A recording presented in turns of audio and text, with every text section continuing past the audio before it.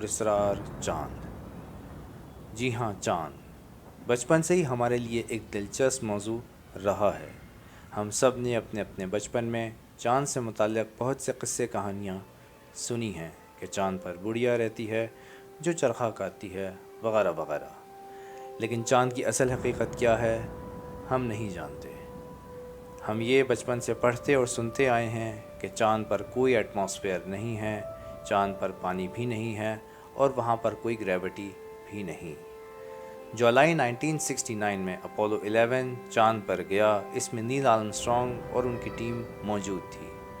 وہاں پہنچ کر انہوں نے اپنی تصویریں بنائیں، پتھر اٹھائے اور واپس آ گئے۔ اس کے بعد ایک دو مشن اور چاند پر گئے اور وہ بھی واپس آ گئے۔ لیکن کیا اتنے مہنگے مشن کا مقصد صرف تصویریں اتارنا اور پتھر اٹھانا ہی تھا، یا اس کے پیچھے کوئی راز یا کوئی حقیقت بھی چھپی ہوئی ہے؟ مغرب میں اس موضوع کے اوپر بہت سی کتابیں اور کئی پروفیشنلز مل جاتے ہیں، لیکن پاکستان میں اس موضوع کے اوپر کچھ بھی نہیں ملتا، اور جو باتیں آج آپ سے میں کرنے والا ہوں چاند سے متعلق، وہ باتیں مجھے یقین ہے آپ نے نہیں سنی ہوں گی۔ لہٰذا میری ریکویسٹ ہے کہ میری یہ ایپیسوڈ بہت کھلے ذہن سے دیکھیں۔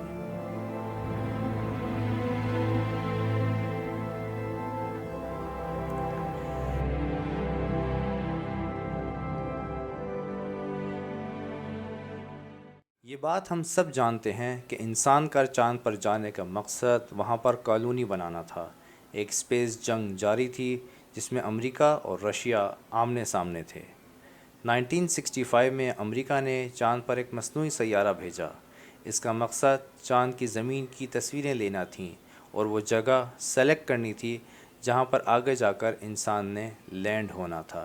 اس کے لیے اس مصنوعی سیارے نے چاند کی ہر جگہ سے تصویریں لینی شروع کر دیں۔ یہاں پر قابل ذکر بات آپ سے کرتا چلوں کہ ہم صرف چاند کا ایک حصہ دیکھتے ہیں، جبکہ دوسرا حصہ آج تک ہمارے اس نظروں سے اوجھل ہے۔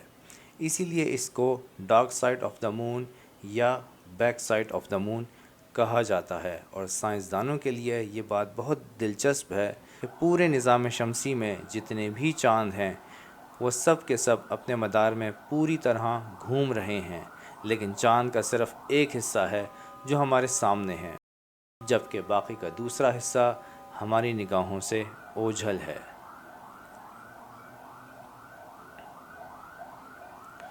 Sergeant Karl wolf. 1965 میں امریکہ نے جب مصنوعی سیارہ چاند پر بھیجا تو اس نے پہلی دفعہ چاند کی بیک سائڈ سے تصویریں لینی شروع کر دیں، اور وہ تصویریں جب NSA کے سامنے آئیں تو انتہائی حیرت انگیز راز ہمارے سامنے کھلا کہ چاند کی بیک سائڈ پر ان کو کچھ عمارتیں نظر آئیں جن میں ٹاورز اور ڈوم واضح طور پر نظر آ رہے تھے۔ جی ہاں، بالکل انسان کے چاند پر جانے سے پہلے وہاں پر ٹاور اور ڈومز نظر آئے۔ اس بات کا سب سے پہلے انکشاف امریکی فضائی فوج کے سارجنٹ کارل وولف نے کیا۔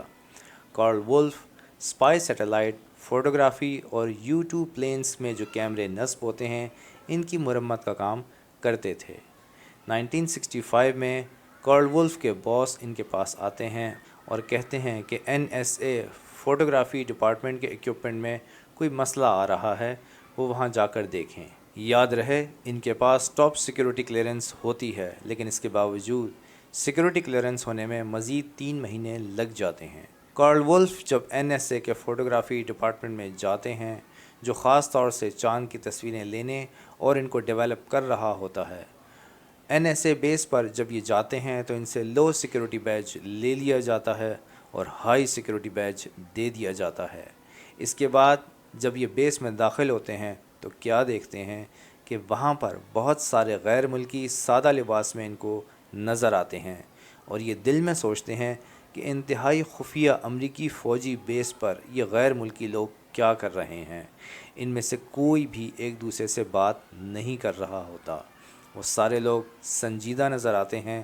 بہرحال یہ فوٹوگرافی لیب میں جاتے ہیں۔ ایکوپمنٹ کی ریپیئرنگ کے دوران اس فوٹوگرافی لیب کا انچارج باتوں باتوں میں کارل وولف کو کہتا ہے کہ تمہیں پتہ ہے کہ ہمیں چاند کی پچھلی طرف عمارتیں نظر آئی ہیں۔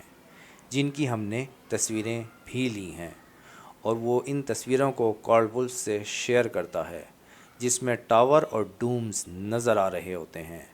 کارل وولف کہتے ہیں، لیکن میں کوئی بات نہیں کرتا، مجھے خوف ہوتا ہے کہ کہیں یہ کوئی بات سن نہ لے۔ پھر امریکی خلائی پروگرام آگے بڑھتا ہے اور 1969 میں امریکہ اس قابل ہو جاتا ہے کہ وہ چاند پر اپنا مشن بھیج سکے۔ جہاں تک میرا اپنا خیال ہے، مجھے لگتا ہے کہ چاند پر جانے والے نیل آرمسٹرانگ اور ان کی ٹیم کو چاند کی بیک سائڈ پر ان تعمیرات کا نہیں بتایا جاتا۔ یہاں میں آپ کو ایک اور بات واضح کرتا چلوں کہ ناسا امریکہ کا ایک سول ادارہ ہے، لیکن ایک اور خلائی پروگرام بھی چل رہا ہے جو بہت زیادہ خفیہ ہے۔ عام طور پر اس کو سیکرٹ اسپیس پروگرام کہا جاتا ہے۔ ولیم مل ٹامکنز، یہ امریکہ کے سیکرٹ اسپیس پروگرام کے بہت اہم وسل بلوور سمجھے جاتے ہیں۔ انہوں نے اپنی ایک بہت مشہور کتاب بھی لکھی ہے جس کا نام ہے سلیکٹڈ بائی ایکسٹرا ٹیریسٹریل۔ یہ ڈگلس ایئر کرافٹ کمپنی میں چیف انجینئر ہوتے ہیں۔ اپولو راکٹس کے ڈیزائن کی تمام ذمہ داری ان کی ہوتی ہے۔ ولیم ٹامکنز کہتے ہیں کہ جب اپولو 11 نیل آرمسٹرانگ کو لے کر چاند کی طرف روانہ ہوا، ابھی یہ خلا میں ہی تھے کہ نیل آرمسٹرانگ کا زمین کے مرکز سے رابطہ ہوتا ہے، اور وہ کہتے ہیں کہ سر، ہماری دائیں طرف ایک انتہائی بڑا مدرشپ خلائی جہاز چل رہا ہے۔ نیل آرمسٹرانگ نے ان جہازوں کی تصویریں بھی لیں۔ ولیم ٹامکنز مزید بتاتے ہیں کہ جو جگہ ہم نے لینڈ کرنے کے لیے سلیکٹ کی تھی، وہاں پر جب اپولو 11 نے چاند پر لینڈ کیا تو اس کے چاروں طرف کم و بیش 7 خلائی جہازوں نے اس جگہ کو گھیر لیا تھا، اور اس کے بعد ایک حیران کر دینے والا واقعہ رونما ہوا۔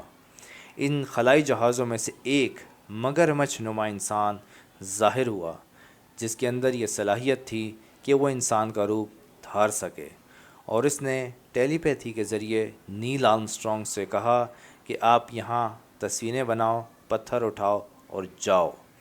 کہا جاتا ہے کہ نیل آرمسٹرانگ کا زمین پر واقع ناسا کے ہیڈ کوارٹر سے 3 منٹ کے لیے رابطہ کٹ گیا تھا۔ وہ رابطہ کٹا نہیں تھا، بلکہ خفیہ طور پر ناسا کی نیل آرمسٹرانگ سے گفتگو کو سینسر کر دیا گیا تھا، اور 3 منٹ بعد جب یہ گفتگو مکمل ہوئی تو رابطے کو بحال کر دیا گیا۔ ناسا، وہاں کیا ہے؟ اپولو 11، یہ بچے بہت بڑے ہیں جناب، زبردست! اے میرے خدا، آپ کو یقین نہیں آئے گا۔ میں آپ کو بتا رہا ہوں کہ وہاں دوسرے خلائی جہاز موجود ہیں جو گڑھے کے کنارے دور کی طرف کھڑے ہیں۔ وہ چاند پر ہمیں دیکھ رہے ہیں۔ ایک پروفیسر جو اپنا نام ظاہر نہیں کرنا چاہتا تھا، نیل آرمسٹرانگ کے ساتھ بات چیت میں مصروف تھا۔ پروفیسر، وہاں کیا ہے؟ نیل آرمسٹرانگ، یہ ناقابل یقین ہے۔ یقیناً ہم یہ جانتے تھے کہ اس کا امکان ہے۔ حقیقت یہ ہے کہ ہمیں خبردار کر دیا گیا ہے۔ اس وقت خلائی اسٹیشن یا مون سٹی کا سوال ہی پیدا نہیں ہوتا۔ پروفیسر، آپ کا کیا مطلب ہے خبردار کر دیا گیا ہے؟ نیل آرمسٹرانگ، میں اس کی تفصیل میں نہیں جا سکتا، سوائے یہ کہنے کے کہ ان کے جہاز سائز اور ٹیکنالوجی وائز دونوں ہم سے بہت زیادہ بہتر اور ایڈوانس ہیں۔ نہیں، خلائی اسٹیشن کا کوئی سوال نہیں ہے پروفیسر، لیکن ناسا کے پاس اس کے بعد اور مشن بھی ہیں۔ نیل آرمسٹرانگ، یقینی طور پر ناسا اس وقت پرعزم تھا، لیکن وہ زمین پر خطرہ مول نہیں لے سکتے۔ ڈاکٹر ولادیمیر کے مطابق نیل آرمسٹرانگ نے مشن کنٹرول کو یہ پیغام دیا کہ چاند پر اترنے کے بعد 2 بڑی پراسرار چیزیں انہیں دیکھ رہی تھیں، لیکن یہ پیغام عوام نے کبھی نہیں سنا کیونکہ ناسا نے اسے سینسر کر دیا تھا۔ اسی طرح ڈاکٹر الیگزینڈر کے مطابق بز ایڈرن نے چاند گاڑی کے اندر UFO کی رنگین فلم بنائی، اور نیل آرمسٹرانگ کے باہر جانے تک وہ فلم بناتے رہے۔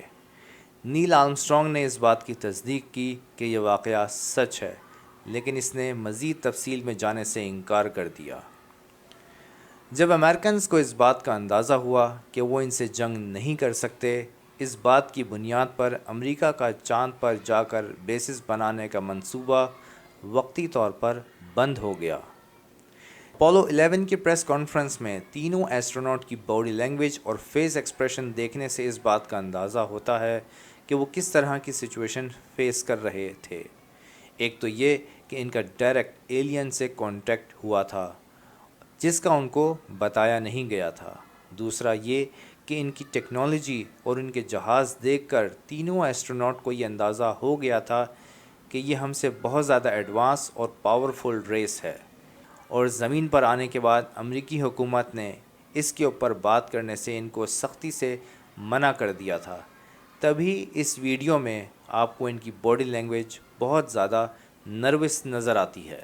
مصنوعی سیارے سے چاند کی بیک سائڈ کی مختلف عمارتیں دیکھنے اور انسان کا چاند پر ایلین کے ساتھ انکاؤنٹر کے بعد امریکنز کو یہ اندازہ ہو گیا تھا کہ ان سے لڑنا ان کے بس میں نہیں، لیکن ان کے بارے میں جاننے کا تجسس کہ وہ کون ہیں اور چاند پر کیسے رہتے ہیں اور اصل حقیقت کیا ہے، یہ جاننے کے لیے انہوں نے مختلف راستے تلاش کرنا شروع کیے۔ یاد رہے کہ یہ ساری باتیں 1974 سے پہلے کی ہیں۔ انگو سوان امریکہ کے انتہائی مشہور سائیکک اور ریموٹ ویونگ کے بانی سمجھے جاتے ہیں۔ ریموٹ ویونگ مائنڈ سائنس کی ایک برانچ ہے۔ اس کے ذریعے انسان ایک جگہ بیٹھ کر دور دراز ہونے والے واقعات کو دیکھ سکتا ہے اور پھر ان کے اسکیچز بناتا ہے۔ انگو سوان کے مطابق یہ صلاحیت ہر انسان کے اندر موجود ہوتی ہے، لیکن اس صلاحیت کو ایکٹیو کرنا اور استعمال کرنا ہر ایک کے بس کا کام نہیں۔ انگو سوان امریکہ میں CIA کے لیے کئی پروجیکٹس پر کام کر رہے تھے۔ 1998 میں انگو نے اپنی ایک مشہور زمانہ کتاب لکھی جس کا نام تھا penetration: the question of extraterrestrial and human telepathy. اس کتاب میں انہوں نے ایک حیرت انگیز واقعے کا انکشاف کیا ہے۔ 1975 کو رات 3 بجے انگو کو ایک کال آتی ہے جس میں ان سے پوچھا جاتا ہے کہ کیا وہ ایک نئے مگر انتہائی خفیہ پروجیکٹ پر کام کرنا چاہیں گے اور معاوضے کے طور پر ان کو روزانہ $1000 کیش دیا جائے گا۔ انتہائی پرکشش آفر دیکھ کر انگو ہاں کر دیتے ہیں۔ فوراً ہی ان سے کہا جاتا ہے کہ کیا آپ واشنگٹن جا سکتے ہیں؟ انگو جواب دیتے ہیں کہ ہاں میں جا سکتا ہوں۔ آپ دوپہر کے وقت میوزیم آف نیچرل ہسٹری میں جائیں اور وہاں پر ایک بہت بڑا ہاتھی کا مجسمہ ہے، آپ وہاں پر رابطے کا انتظار کریں۔ واشنگٹن میں اس میوزیم میں پہنچنے کے بعد اور ہاتھی کے مجسمے کے سامنے کھڑے ہو کر انگو انتظار کرتے ہیں۔ کچھ ہی دیر بعد ملٹری سٹائل کا ایک آدمی ان کو مخاطب کرتا ہے اور ساتھ ہی ایک کارڈ ان کو دیتا ہے۔ اس کارڈ پر لکھا ہوتا ہے، برائے مہربانی آپ کوئی سوال نہیں کریے گا، یہ آپ کی اور ہماری حفاظت کے لیے ہے، میں جو کرتا ہوں آپ اس کو فالو کرتے جائیں۔ اس کے بعد ان کو ایک گاڑی میں لے جایا جاتا ہے۔ اس گاڑی میں اسی ملٹری سٹائل کا ایک اور آدمی موجود ہوتا ہے۔ انگو سوان نے اپنی کتاب میں ان دونوں کو ٹوئنز کہہ کر مخاطب کیا ہے۔ گاڑی میں بیٹھنے کے بعد دوسرے آدمی نے ایک اور کارڈ دیا۔ اس پر لکھا ہوا تھا، برائے مہربانی کوئی بات نہ کریں۔ کچھ دیر بعد جب گاڑی واشنگٹن سے آگے نکل گئی تو ان میں سے ایک اور آدمی نے ایک کارڈ دیا۔ اس پر لکھا ہوا تھا، آپ کو اپنی منزل تک جانے کے لیے ہیلی کاپٹر کا سفر کرنا ہوگا۔ وہاں پہنچنے سے پہلے آپ کے سر کو ایک کپڑے سے ڈھانک دیا جائے گا۔ منزل پر پہنچنے کے بعد آپ کے سر سے وہ کپڑا ہٹا دیا جائے گا۔ منزل پر پہنچنے کے بعد انگو سوان بتاتے ہیں کہ ان کے سر سے کپڑا ہٹا دیا گیا اور ان کے سامنے ایک خوش مزاج ہنستا ہوا آدمی کھڑا تھا۔ اس نے اپنا تعارف ایکسٹرالوٹ کہہ کر کروایا اور کہا کہ ہم آپ کے کسی بھی سوال کا جواب نہیں دے سکتے کہ آپ اس وقت کہاں ہیں یا ہم کس کی نمائندگی کرتے ہیں۔ اس کے علاوہ کام کے متعلق آپ جو کوئی سوال کریں گے اس کا جواب آپ کو دے دیا جائے گا۔ یہاں پر میں ایکسٹرالوٹ کے بجائے ایکس کہہ کر مخاطب کروں گا کیونکہ آگے ان کا کافی ذکر ہے۔ ایکس کہتے ہیں ہم ایک انتہائی خفیہ پروجیکٹ پر کام کر رہے ہیں اور اس کی 2 شرائط ہوں گی۔ ایک یہ کہ آپ اگلے 10 سال تک اس کے بارے میں کوئی بات نہیں کریں گے، اور دوسری یہ کہ کچھ دن تک آپ ہمارے ساتھ یہاں رہیں گے۔ آپ کو روزانہ $1000 کیش دیا جائے گا۔ انگو کام کی حامی بھر لیتے ہیں، لیکن وہ ایکس سے کام کی نوعیت پوچھتے ہیں کہ ان کو کس چیز کی ریموٹ ویونگ کرنی ہے۔ ایکس جواب دیتے ہیں کہ ہمیں چاند کی بیک سائڈ کی ریموٹ ویونگ کرنی ہے۔ اگلی صبح ایکس انگو کے روم میں آتے ہیں اور چاند کی ریموٹ ویونگ شروع ہوتی ہے۔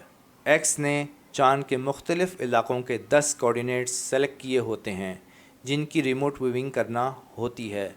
انگو ایک پیج پر چاند اور علاقے کے کوآرڈینیٹس لکھتے ہیں اور بتاتے ہیں کہ مجھے کوئی چیز نظر نہیں آ رہی، لیکن آہستہ آہستہ بہت دھندلا منظر انگو کو نظر آنے لگتا ہے۔ ایک میدانی علاقہ، کچھ پہاڑوں کے پار زوم کرنے کا احساس، اور پھر اندھیرے نے جس نے مجھے حیران کر دیا۔ یہاں اندھیرا ہے، آہستہ آہستہ، جیسے کسی قسم کے نائٹ ویژن میں اپنے آپ کو ایڈجسٹ کر رہا ہوں۔ انگو نے فارمیشن کو سمجھنا شروع کر دیا۔ یہ کوآرڈینیٹ 1 ہے، انگو نے پوچھا۔ یہ چاند کے بیک سائڈ کا حصہ ہے۔ ہاں، ایکس نے جواب دیا۔ انگو نے ان تاثرات کو سمجھنے کی کوشش شروع کر دی جو وہ حاصل کر رہا تھا۔ ایسا لگتا ہے کہ میں کسی چٹان کے قریب ہوں اور یہ کافی اونچائی کی طرف جاتا ہے، جو کسی قسم کے سیاہ پتھر سے بنا ہوا ہے۔ یہاں کی ریت سفید ہے، چٹان بہت دور تک پھیلی ہوئی ہے، اور ریت میں کچھ نمونے ہیں یا کچھ اور ہے، بالکل ریت کی طرح نہیں ہے۔ چھوٹے چھوٹے ٹیلے جیسے ہوا نے کوئی نمونہ بنا دیا ہو، اور ان چھوٹے چھوٹے ٹیلوں پر غور کرنے کے بعد ایک لمحے کے لیے انگو کو لگا کہ چاند پر کوئی ہوا تو نہیں، کوئی ماحول نہیں، لیکن پھر بھی انگو چاند پر ماحول محسوس کر سکتا تھا۔ انگو نے بتایا کہ اب وہ الجھن کا شکار ہیں۔ وہ یہ سمجھتے ہیں کہ چاند ایک ڈیڈ سیٹلائٹ ہے، لیکن یہاں پر وہ ماحول اور ہوا دونوں محسوس کر رہے ہیں۔ کیا میں غلط ہوں؟ اور جواب آتا ہے کہ نہیں۔ ایکس نے کہا آپ آگے دیکھنا شروع کریں۔ انگو بتاتے ہیں کہ وہاں پر بڑے بڑے ٹریکٹر کے نشانات نظر آ رہے ہیں، لیکن وہ سمجھ نہیں پاتے کہ یہ چاند پر کیسے ہو سکتا ہے۔ انگو نے اگلے کوآرڈینیٹ ایک پیپر پر لکھ لیے، اور چند لمحوں بعد واضح طور پر وہ ایک دوسری جگہ پر تھے۔ انگو بتاتے ہیں کہ جس پر مجھے شاید ہی یقین ہو کہ وہ چاند ہے۔ مجھے افسوس ہے، ایسا لگ رہا ہے کہ میں یہاں زمین پر واپس آ گیا ہوں۔ ایکس نے پوچھا ایسا کیوں سوچ رہے ہیں؟ انگو نے جواب دیا مجھے اندازہ نہیں، لیکن جو کچھ بھی یہاں ہے وہ چاند پر نہیں ہو سکتا۔ اس جگہ پر مجھے ایک سبز دھند کا احساس ہوا جو میں نے پہلے بھی دیکھی ہے۔ میں نے اس کے قریب جانے کا فیصلہ کیا۔ میں ایک ایسی جگہ پر ہوں جو کچھ نیچے کی طرف ہے۔ مجھے ایسا لگتا ہے کہ جیسے کسی گڑھے میں ہوں۔ یہ ایک عجیب سی دھند ہے، کسی قسم کی روشنی کی طرح، اور اس کے چاروں طرف اندھیرا ہے۔ میں سوچ رہا ہوں کہ یہ روشنی کہاں سے آ رہی ہے۔ مجھے کچھ لائٹس نظر آ رہی ہیں، وہ گرین لائٹ دے رہی ہیں۔ مجھے ان کی 2 قطاریں نظر آ رہی ہیں۔ فٹ بال کے میدانوں میں جس طرح کی لائٹس ہوتی ہیں، اس طرح کی اونچے اونچے گڑھے کے کنارے پر۔ ایک لمحے کے لیے انگو کو لگا کہ وہ زمین پر کہیں پہنچ گیا ہو۔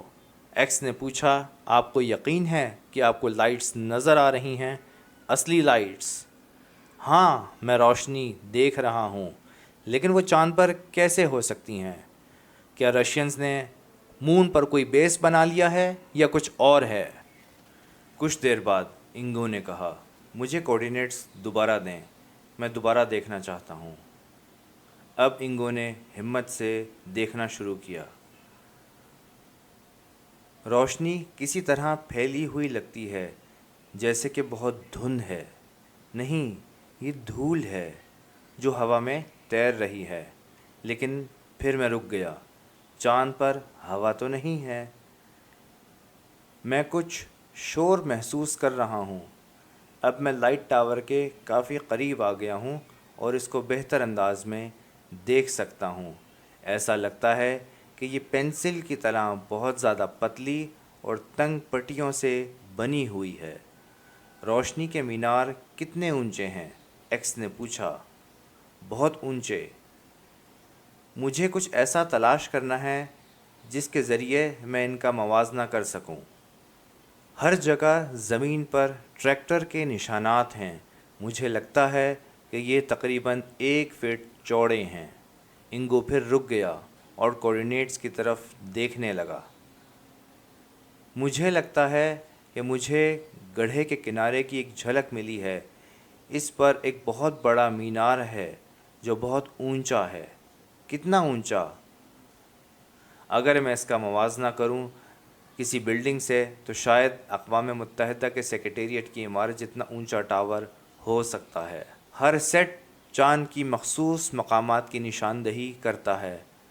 کچھ مقامات پر پہاڑی علاقوں کے علاوہ کچھ بھی نہیں، لیکن دوسری جگہ پر منظر بہت عجیب و غریب تھے۔ انگو بتاتے ہیں کہ میں نے بہت کچھ محسوس کیا جو میں بالکل نہیں سمجھ سکا۔